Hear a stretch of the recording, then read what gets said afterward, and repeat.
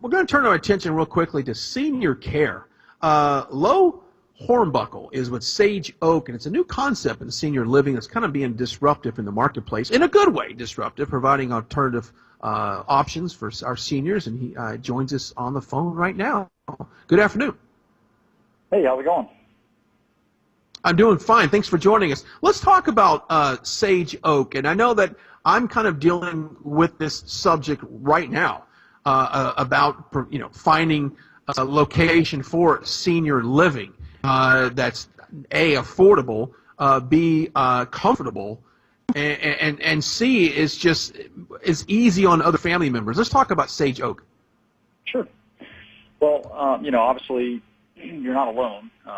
There's a lot of demographic changes happening in the country, and a lot of people are dealing with the exact issues that you're referencing. In our opinion, we think that the business can be really boiled down to really three key components. Number one is good quality of care. So obviously, if you do that right, things are going to be very smooth. Number two, serve high quality meals, food that tastes good, makes the residents happy. And then the third thing, and this is the one that gets overlooked by a lot of other companies, is high level communication with the family. So there's a lot of expectations that need to be managed when you're taking care of someone 24 hours a day. And so we really pride ourselves in having real high-level communication with the family. So that's kind of where we come from. Yeah. Low Hornbuckle joining us on the phone. He's with Sage Oak. Okay, so give me the locations here. Where are we talking around here in North Texas? Sure. So all of our properties are in Dallas. They're mostly all centrally located. So we have one kind of by White Rock Lake. We have one kind of near Skillman and Lovers. We have two that are kind of in the Preston Hollow area, kind of Forest Lane and sort of Hillcrest area. So right now we have 4 open properties with a 5th one under construction. So really all central Dallas. Our model is all about sort of a boutique style of senior housing. So we kind of think of ourselves as sort of the Hotel Zaza of senior housing, if that makes any sense. We usually want to be That's a great comparison there, by the way. Thanks. We want to be in areas that, number one, that people can afford our services, but number two, that are centrally located so that if people have to travel, they're easy to get to, things like that. So we really look for, really top-notch Dallas neighborhoods to put our facilities. Yeah, and it's very interesting because I know that when I was seeking a senior living facility, as soon as I would walk into one of them, I could just read their mind saying, I can't come here. Like, this is not me. This doesn't fit me. This is not where I'm at in life.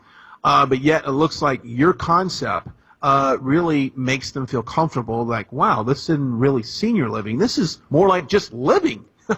Sure, absolutely. Well, I think that what sometimes happens, especially for those that haven't gone through the searching process, I think it's really important to delineate that you have different levels. So you have people that are maybe more independent, and those are the people that are usually surrounding around by tennis communities and golf communities, and these are people that are, 55 and up, and they can range up in years for sure. But they're really, they have their own cars and often work or still own their businesses or whatever the case may be, but they want to be around other like-minded people. Then you have, assisted living. And so assisted living is going to be people that need help from the day-to-day. And then you have memory care, and then you have, which is going to help with Alzheimer's, dementia. And then you have things like skilled nursing, which is historically what people probably think about when they think about a nursing home. So because of our small environment, so what makes us unique is that we're not a big 100-bed or 200-bed facility. We're a boutique facility. And so we only have 8 residents per house. So when you only have 8 residents per house, it's a much more intimate setting. So what we tell our families is it's going to look like Thanksgiving every day. So every day kind of looks like Thanksgiving. So that basically, you have about 8 or 10 people around the table for meals, and people are in various different levels of care needs. And a lot of our residents do have very high care needs because they choose us because we can actually keep up with their needs. So a lot of times our typical client is somebody that came from a large assisted living facility, and for whatever reason, there's a myriad of them, they couldn't quite keep up with their care needs, or they couldn't quite communicate with the family appropriately.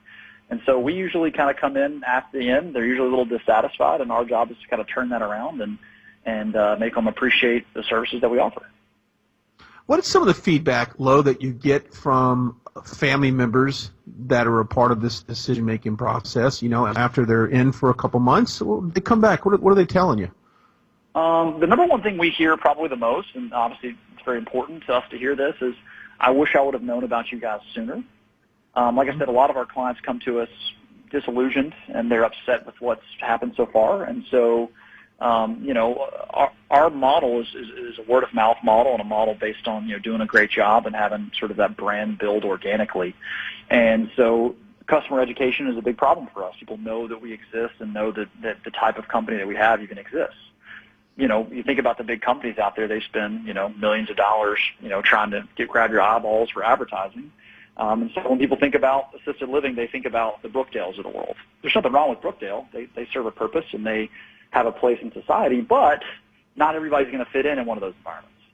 And so we kind of cast ourselves as being that alternative. So I think the number one thing we hear from families is, I wish we'd known about you sooner, because the difference often is night and day between us and a large sort of traditional assisted living facility. All right. The website is sageoak.com. TheSageOak.com is the website. Go check it out for more information. Lo, we certainly appreciate your time today. Absolutely. Thank you for having me. All right, there we go. Thank you. Join us on the phone right now is Lo Hornbuckle with Sage Oak. It's kind of a new concept in senior living, and we're going to talk about basically ways to kind of transition into senior living, but in a different way. Welcome back. Oh, thanks for having me. Thanks. All right, let's talk about Sage Oak. And, you know, I told you earlier in the 3 o'clock hour, you know, when you go to look for senior care, it's all over the place. And sometimes the facilities don't really match up with where they are in their life. Let's talk about you guys and how you're a little different.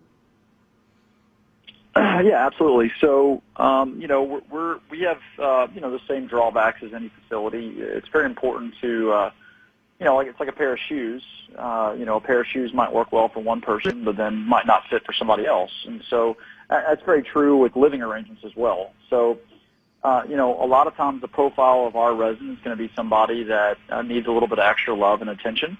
And so because we're able to provide that, because we're such a small setting, we can really offer an experience that allows us to cater to those people that have extra needs. So, for example, if someone's a high fall risk, maybe they have memory loss and they don't realize they have mobility challenges and they try to get up a lot. That's an example of somebody that we can really do a lot with, whereas sometimes in a larger building they may struggle with someone that's a high fall risk, as an example. And let's talk about the actual decor itself. I know that, you know, a lot of these facilities are very sterile. They're very hospital-ish like. And I think that a lot of seniors don't want to feel like they're going into a facility like that. How is your decor different than everyone else? Well, so I think the thing to understand is we are literally a single-family home that has been converted. So a lot of major facilities have been searching and trying to make their facilities feel home-like. We sort of one-up that, and we actually just did it out of a home. So these are homes that have been retrofitted, that have been designed for this purpose. And so when you're in the house, it feels like a house. The sounds are like a house. You know, the room looks like a room in the house, save for the fact that maybe the bathroom has ADA compliance and the hallways are a little wider than you'd find in a typical home. And instead of having, you know, a couple of brothers and sisters, you've got, you know, 5 or 6 housemates. So now, it's literally a home. Go ahead. I was going to ask you, is there anybody in the house that can, like a nurse or a resident administrator, that kind of eyeballs everything, or is it free of that? Yeah, absolutely. So we have round-the-clock staffing. So we are a licensed assisted living facility. So we have nurse aides and caregivers that are awake all the time in the house to make sure the residents' needs are met. We also have a doctor that we contract with our residents, and if they sign up with him, he's on call for them. And so really our model really is a social model, not necessarily a medical model.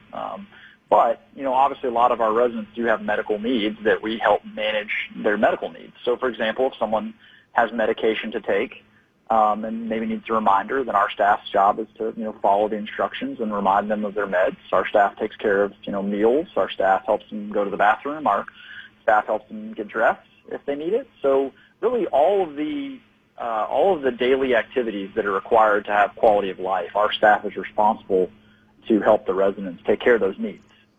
So, Low full-fledged assisted Hornbuckle. living facility.